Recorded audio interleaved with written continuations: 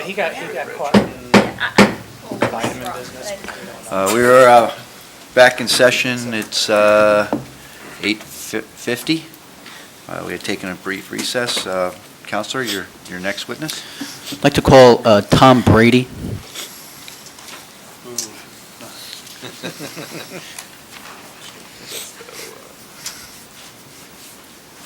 Mr. Brady would have worn a suit. However, his wife is recuperating from hip surgery, and he is here on very short notice. So, Okay. just to let you know that. Okay, we'll swear in Mr. Brady. Is it Thomas? Yes. Raise your right hand. You, Thomas Brady, solemnly swear testimony you're about to give will be the truth, the whole truth, nothing but the truth, so help you God. I do. Before we begin with Mr. Brady, I just want to just to give sort of a little background. We were here in November, and a question questions arose with respect to a remedial investigation report, which has since been completed, and the board requested that we appear before the Environmental Commission, which we did on December 19th. The Environmental Commission issued a memo on or about December 29th, indicating that it did not have any issues related to the application and that the applicant had addressed the prior concerns. The Commission also indicated, as I may have alluded to earlier, that it did not have any issue with the Planning Board waiving the need for an LOI.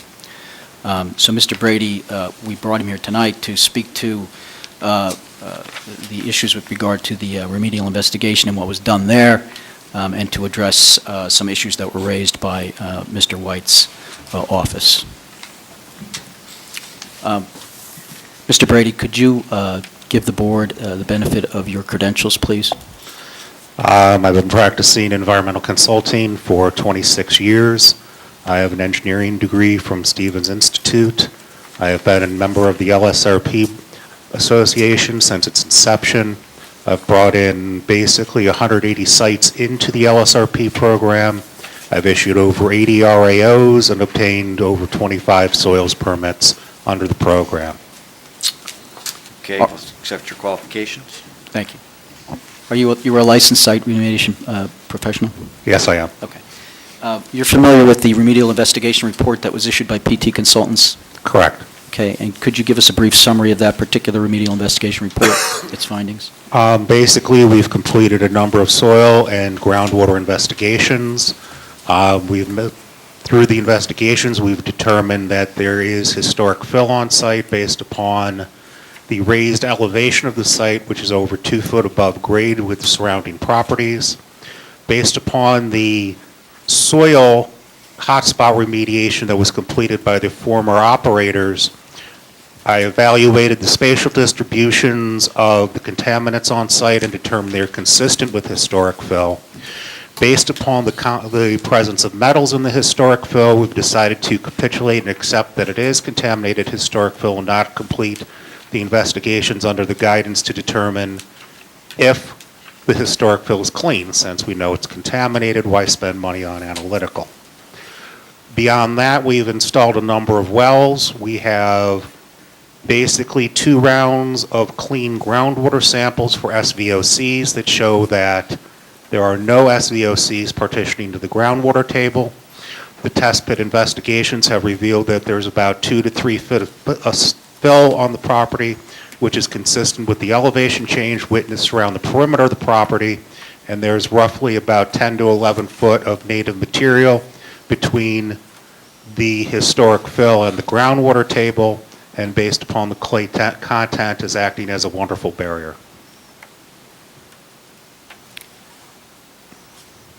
Mr. Brady, have you had an opportunity to review a letter that was issued by Mr. White's office dated January 5th of 2017, setting forth some concerns and questions that his office had with respect to the remediation? Yes, I have. Okay. And could you just go through that particular report with respect to each of the issues that were raised so that there's a record as to what the response is, and if there are any questions from the board afterward, we can address those. Okay, the first question was regarding the status of the ISRO projects. Munuzzi entered into an administrative consent order with the DEP to agree to clean up the property in good faith. The DEP set forth remedial timelines for which we have to meet. The first remedial timeline that we have to achieve is to complete the remedial investigation report within 3 years of the execution of the administrative consent order, which we have accomplished. We also now have about another 4 years after that deadline to complete the remedial action work on the property. We intend to complete that much, much sooner than that. In the administrative consent order, Munuzzi has agreed to issue a site-wide RAO for both historic operations that operated at the facility. The department has separated the ISRA cases from the administrative consent order because they want to reserve the rights in order to go after the former operators and owners of the site for damages. So they're going to leave those open and close the site under the ACO to allow things to go forward. If I just may, just for a citation to the record with respect to the New Jersey Administrative Code that speaks directly to liability for ISRA compliance, the Munuzzi Group purchased the property after industrial operations or when industrial operations had ceased. There were no industrial operations ongoing at that property. In fact, as the testimonies indicated, it's been abandoned for some time. So I'm just citing to NJAC 7:26B-1.10D, where it states that any person other than the owner or operator of the industrial establishment that has obtained title to the industrial establishment by deed of foreclosure, by other deed or transfer, or by court order or other process, shall not be deemed an owner or operator of that industrial establishment where the operator had closed operations prior to the transfer of title and where no new industrial establishment has operated under the person's ownership. So I think that assists, a review or a response with respect to ISRA compliance. Counselor, can we get some testimony? I'm not so sure that Brady's the appropriate person to grant it, as to how your client obtained the property? Absolutely, sure. And in what capacity they obtained it and when, et cetera, so the question of whether they meet this requirement exists.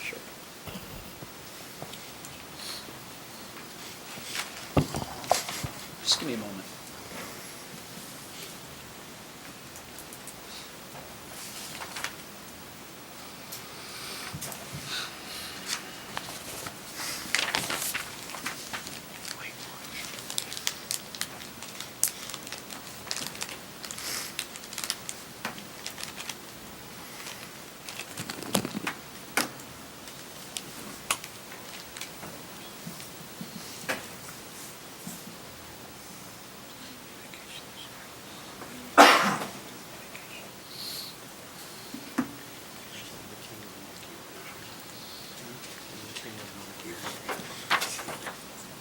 Thank you.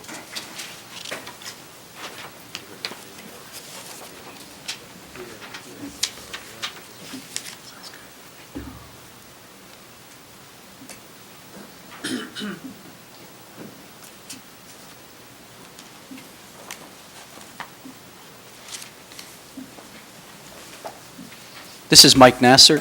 He's with the Munuzzi Group. He will testify as to the issue presented with respect to the circumstances surrounding how Munuzzi Group came into title. Let's swear him in, please. State your full name, Michael Nassert, spell your last name. N-A-S-E-R-T. To Michael Nasser, someone's spread the testimony you're about to give the truth, all truth, nothing but the truth, so. I do. Mr. Nasser, you're an employee with Munuzzi Group, Inc., That's correct. and what is your title there? I'm their controller. Okay? And are you familiar with the circumstances under which Munuzzi Group came into ownership of this particular piece of property? Yes, I am. Okay. And do you recall Munuzzi Group intervening in a tax sale foreclosure action in Somerset County several months back? Yes, we did. Okay. And did Munuzzi successfully intervene in that tax sale foreclosure? Yes, we did. Okay. And did Munuzzi enter into a purchase agreement with the then owner of the property, Hillsborough Holding Company? That's correct. Okay. And at the time that Munuzzi Group entered into the contract with Hillsborough Holding Company. Was Hillsborough Holding Company operating at the time? No. Okay.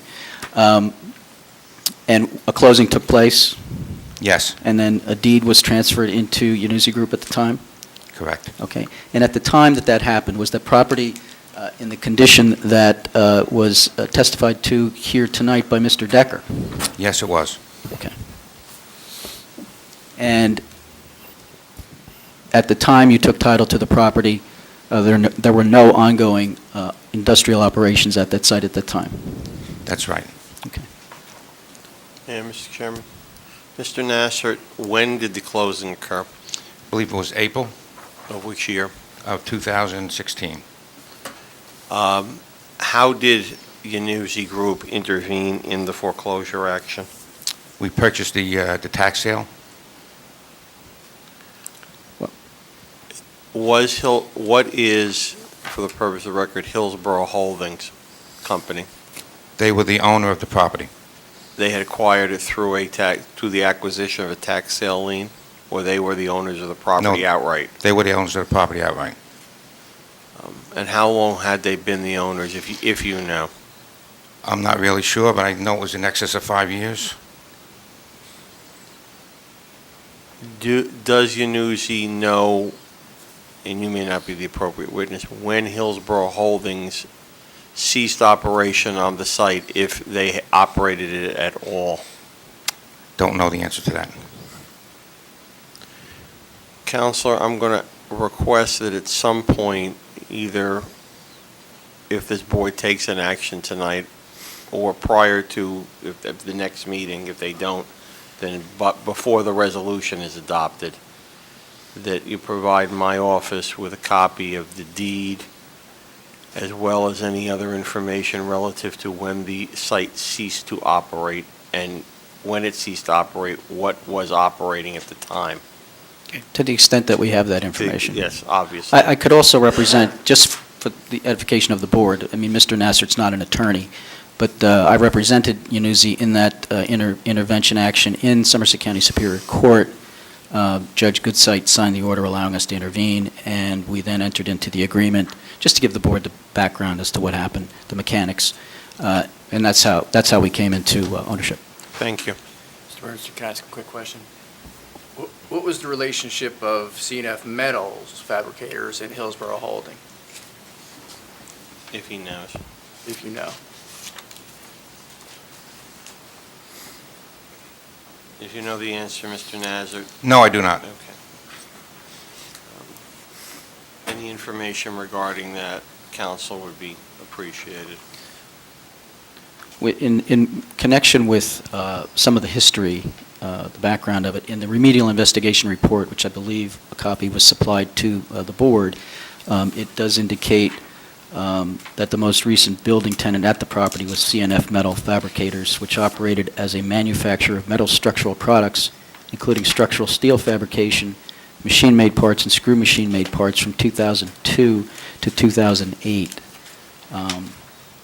So that's indicated in the remedial investigation I report. understand it's in the remedial report. I think the question Mr. Julian is raising, and I would concur with it, is what relationship did CNF have with Hillsborough Holdings, i.e., is it simply a change of name? Were they acquired by, et cetera, if to the extent? I think we may have information in my file that might shed some light on that relationship, I would and I'll appreciate it. provide that to you. Thank you. And who was the administrative order to? Was it to Hillsborough Holdings or was it to CNF Metals? When you say the administrative, you mean the court order? The court, yeah. The ACO is with Yanuzzi. Oh, okay. The two operators and the owner are subject to the ISRA. And the ACO was agreed to by Yanuzzi in order to free the property and allow the DP to pursue claims under the ISRA cases, because if we closed out the ISRA cases, they had no right to claims. And they weren't going to allow that to occur, were they? No. No. Okay, could you proceed to item number 2 in Mr. White's? Thanks. I assume we're done with Mr. Nasser. Oh, yes, I'm sorry. Mr. Nasser, you could please have a seat. Didn't mean to keep you hanging there. Thank you, Mr. Nasser. Okay, number two, I believe I have already addressed in the fact that my site inspection, I witnessed that there is a 2-foot elevation between the site and surrounding properties, that my analysis of the spatial distribution of the chemicals indicate to me that is indicative of historic fill, and I am aware that hotspots were removed prior to our occupancy, our retainage as the LSRP for the site.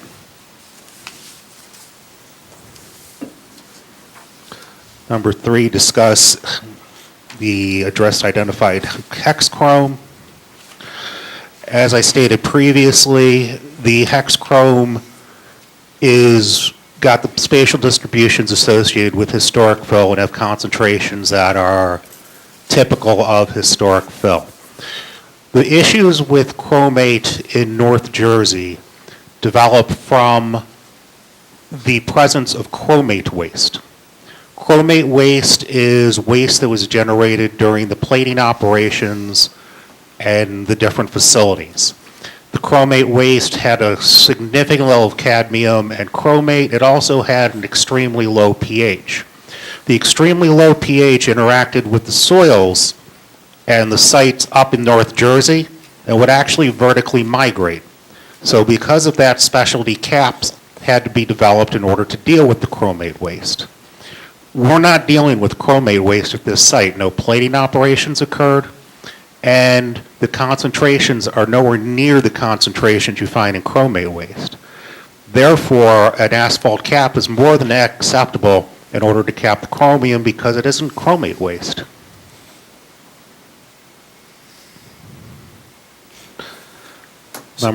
So in your opinion, if you go back to number two, because the fact that they were a record large quantity generator of chromium and lead, you don't believe that there was any contamination from the fact that they were generators of that? It was all historic fill? No, I said previously that hotspots were removed, and the hotspots were near where the operations occurred. The spatial distribution of the concentrations outside the operational area isn't indicative of source areas, it's indicative of historic fill. Do I believe there was no waste ever on site? No. But those areas which were addressed were near the building and which would be expected to have the waste products. So how do you make the jump from not surveying the adjacent properties because of the exemption for the historic fill versus In the hotspots? regulations, if I make my professional opinion that what is remaining on site is historic fill, the regulations state that I do not have to delineate the extent of historic fill off-site. So that's your responsibility to make that decision. As representative of the DEP and the LSRP for the site, it is my professional opinion which makes the decision on that. Mr. Brady, were there any violations or enforcement actions or notices of spills or discharges under RCRA or New Jersey hazardous waste regulations reported that you found? Not that I'm aware of, no. Which I believe that addresses number 4. With why do I believe the extent of the impacts have been fully delineated at this point in time? Because of my professional determination that the remaining impacts are from historic fill and not for point discharges. The spatial distributions are not indicative of point discharges, and I know the hotspots were removed that were located by the building. Okay. Number 5, I have previously addressed. The guidance document for historic fill, you do the sampling if you wish to prove the historic fill is not impacted. You can forego the sampling altogether and capitulate that the historic fill is impacted and basically place a deed notice on the property. You're not required to do any testing. The only testing that's required is if you want to try and prove that the site's clean. Because we already knew we found metals that were above, we decided not to pursue all the other analytical to try and prove it was clean, because quite frankly, it's a waste of money. So therefore, that's why we did the sampling program that we did. So there is potential, though, that the DEP would disagree with your I've issued assessment. 25 permits, and I have not had one disagreement, and I have not had any one RAO revoked. I am very confident in my decisions and my decision process. But there is that potential. Pardon? There is that potential. There's always a potential for someone to disagree. Mr. Brady, what's that time period that DEP has that they could disagree with your RAO? 3 years. So after this board approves, they occupy the site, 2.5 years from now, DEP can come back to them and tell them they have to do additional investigation or remediation to address their concerns. And under the ACO, they will be required to do it. Okay.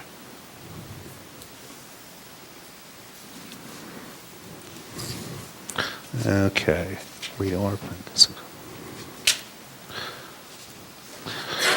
Okay. As with everything wonderful in New Jersey, we no longer deal with regulations, we deal with guidance documents. And you're allowed to get variances from the guidance documents. The asphalt millings and dealing with them prior to sealing, we can deal with under an interim remedial investigation, where as long as we maintain the appropriate soil erosion and sedimentation controls to prevent the migration of asphalt millings off-site, which any soil erosion and sedimentation control plan will, because it's controlling soil particles which are a larger diameter than asphalt millings.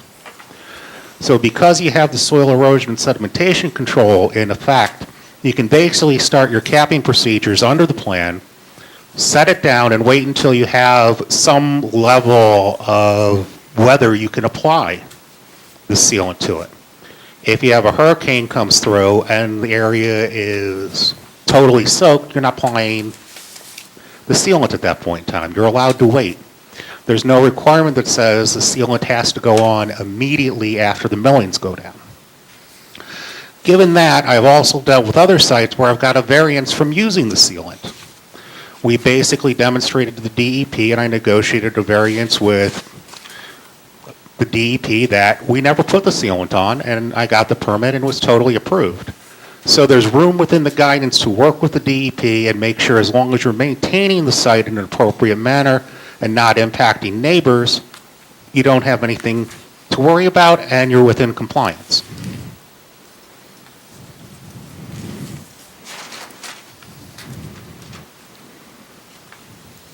So what is the timetable where you make that decision? I need to make the decision and I need to evaluate how well Yanussi is actually maintaining the soil erosion and sedimentation controls. If myself or the engineer goes out there and says, what the hell are you doing? There's millions going off the side, they're out of compliance. And they're out of compliance with the soil erosion and sedimentation control plan, not the remedial action work plan under NJDEP. And that would have to be corrected under the county soil conservation district. Through, a silt fence or hay bale? Yeah, silt fence, hay bales, construction entrance, standard practices to make sure, as every township engineer always says, keep your dirt on your own site. So if you have construction equipment actively using that and trucks driving in and out of this material and possibly bringing it off-site on their tires, what is to prevent that? If they compact it with a roller, the possibility of that is very minimal, and they just need to maintain their controls. As long as they maintain their controls and can document that there's nothing migrating from the site, they're in compliance. So is there a typical time frame for the sealant, or do you intend to put it on or not put it on? I'd like to put it on as soon as I can once the weather warms up. I need the factories to fire up the oil, and I need them to get everything going. I want to get the cap down and started so that I can maintain the site and not have direct contact exposure as it's occupied. And I believe as long as we put in the appropriate controls, we are maintaining our responsibilities under the guidances. Mr. Julian, I'd be very concerned that if a binding agent wasn't applied to this, that these, I don't care how much you compact asphalt, if there's no binding agent, it will loosen up over time. And it can become airborne, it can be washed through erosion, and it also could be tracked out. Looking at the grading of the site, it looks like it grades generally to the north and sort of the west a little bit. So what's going on in the adjacent properties, it's going to flow overland right to the neighbor's property. Right, but it can't go airborne. The particle weights are too heavy in order to be carried by wind. Depends how fine the dust gets. You ever see a sandstorm? There's the particles too. So the particles can get airborne if they're small enough and if there's enough wind. But either way, it can run off, it can get tracked out, and without that binding agent, I am very concerned. I would definitely think the sooner the better. Absolutely. Agreed. So assuming that, so they're looking to operate this facility in a timeline while this whole capping is being in process. So they want to actively work while we're waiting to find the weather to cap this. Correct, which is not untypical. And one thing that I just want to just make a comment, if I may. You know, anything is possible, I suppose, but I think we need to deal within the realm of what is probable or reasonable. And I think that Mr. Brady could speak to that in terms of what are the chances of, for example, these particles becoming airborne or being tracked off-site if they're properly compacted. If you could speak to that. Based upon our proposed short time frame, it's not like we're going to wait 3 years to put down the sealant. You know, it's not going to be past the spring or, summer. They got to get it down. They want to get it down. So in that time frame, the chances of grinding up and degrading to the point where you're going to have sand dust particles is probably pretty damn minimal. And as long as they maintain the erosion and sedimentation controls, it can't migrate off overland, because the soil and erosion sediment controls will catch it. Mr. Brady, the reason for my last statement was because I was concerned that you said you have waived the binding agent in the past. I didn't say I was doing it here, but I can get it waived. I didn't say you were going to, but I said I am concerned that that is waived. We will have an issue in the future. That was my concern. Without that binding agent, knowing asphalt millings, knowing how asphalt breaks down, how it tracks.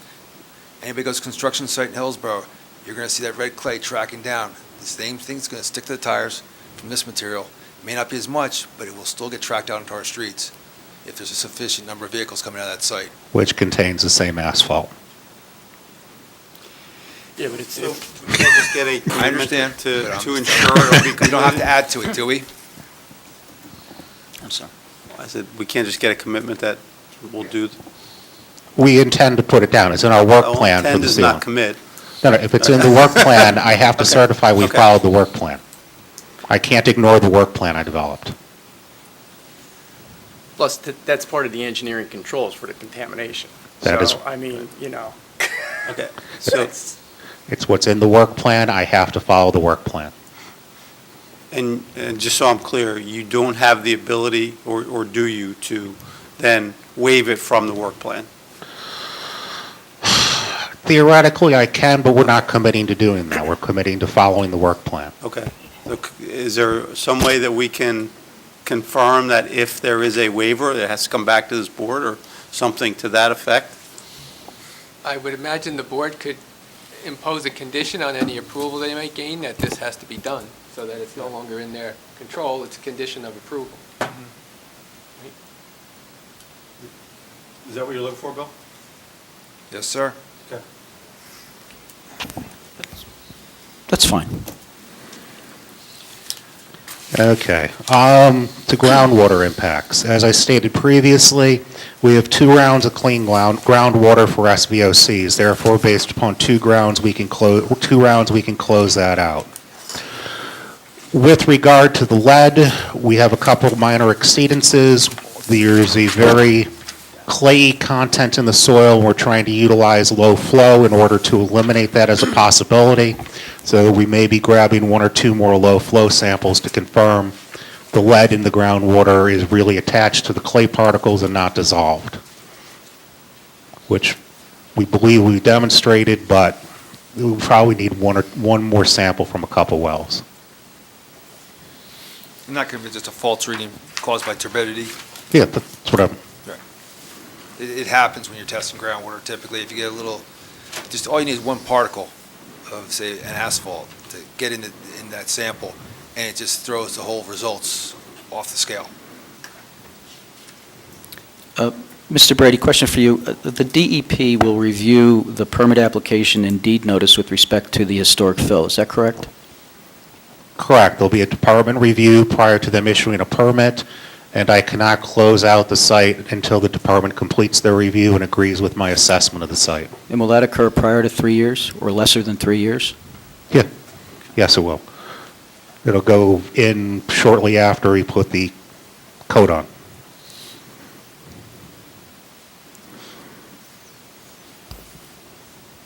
So then what would happen if they disagree? I correct the deficiencies. I mean, we won't know what those deficiencies are, but No, but under the Right. under the administrative consent order, we've agreed to remediate it to a site-wide RAO, which means I can't issue it if they don't give me a permit. Yeah. So no permit, no RAO, and we're still hooked in. Counsel, would the applicant be willing to provide the township or its designee any and all materials related to this process as it goes through with DEP until completion? We're required under regulations to provide copies to you guys. I have to provide copies to the county clerk, the township clerk, the mayor, and just about every unit in the state. Solves the problem. Thank you, Mr. Brady, as always. Could the township be supplied with a copy of the administrative consent order? Because I think I've seen that. We may have a copy with us here tonight. Anything else, Mr. White? Well, I think that's it. okay. Are there any other questions for Any questions Mr. from the Brady? board? So just so we're clear, I mean, we have an open ISRA case that'll remain open, and we have a remedial investigation going on that will be, will have the oversight of the LSRP and be conducted with DEP. And as it goes along, we'll just get updates, the township will get updates. And we're also going to apply that sealant on the millings, because that's an engineering control. And the industrial control will be the deed restriction, correct? The institutional control, I'm sorry, yes. institutional. Correct. Okay. I just wanted to capsulize that. Just for the record, what is the cap? It goes on top of the millings. What do they apply? It's a The sealant, I should say. It's a asphalt sealant, like the black stuff you Tar-based. put on your driveway to seal it.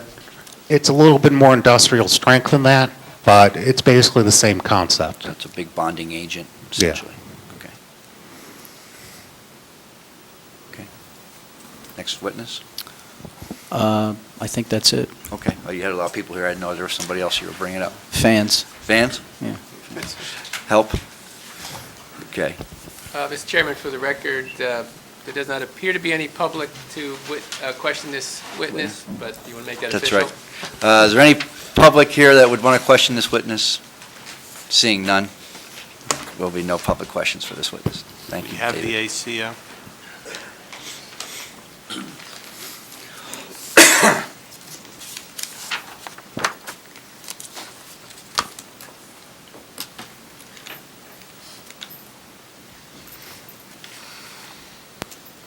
For purposes of the record and counsel, you'll provide a copy to Mr. White Yes. and to me. Yes. I have been provided an administrative consent order entitled, "In the matter of the CNF Metal Fabricators, Inc. site, 300 Sunnymead Road, Hillsborough Township, Somerset County, Program Interest Number 5444709, and Yanussi Group, Inc." It appears to be a 7-page unnumbered document signed by Yanussi Group by Mr. Nassard, so it's all his problem if he gets in trouble. Dated September 15th and signed by DEP on October 7th of last year. You have now apparently a copy. Thank you, counsel. Why don't we mark this for the record as a 6? Thank you, counsel.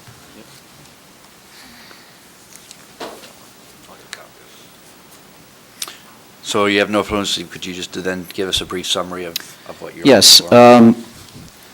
I think by way of the testimony tonight, which is rather extensive, that the applicant has basically shown its entitlement to the relief that it seeks here with regard to preliminary and final major site plan approval with the various bulk variances that we are seeking, as well as waivers from the various submissions, community impact statement, traffic impact statement, environmental impact statement, and the various design waivers that were testified to by Mr. Decker.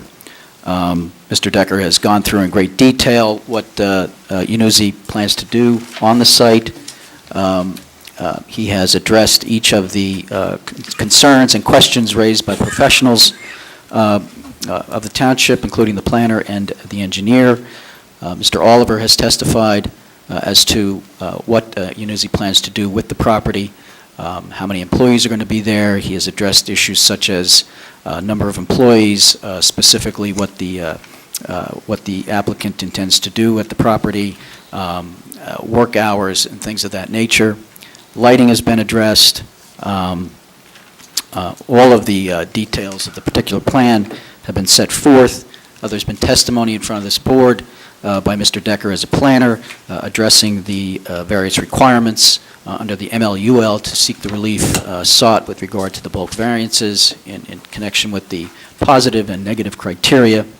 And in addition, we have brought with us tonight our LSRP, who has testified in response to the concerns and questions raised by Mr. White and his office, and quite frankly by this board, I think to the satisfaction of the board, hopefully, with regard to the ongoing remediation at this site.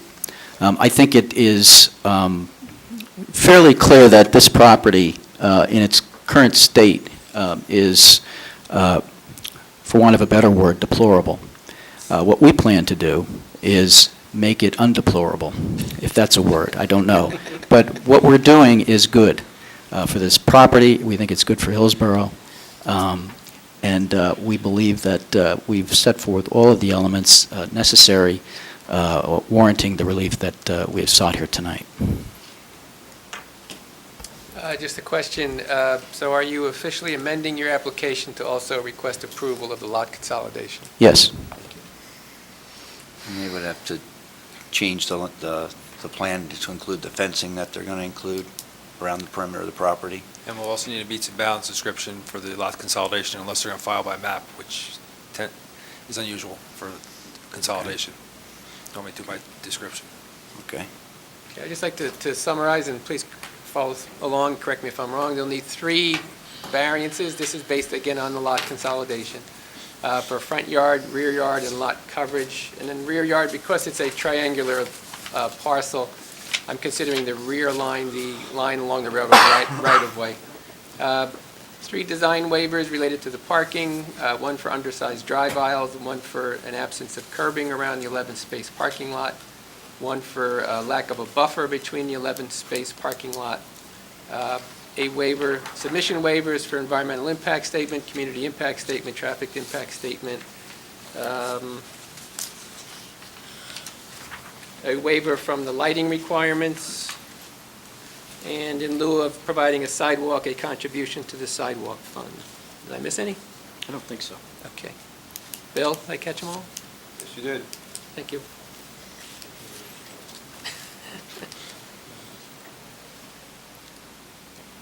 Can we take 1 minute? Take a brief recess for conference. We'll take a quick recess for our professionals to confer.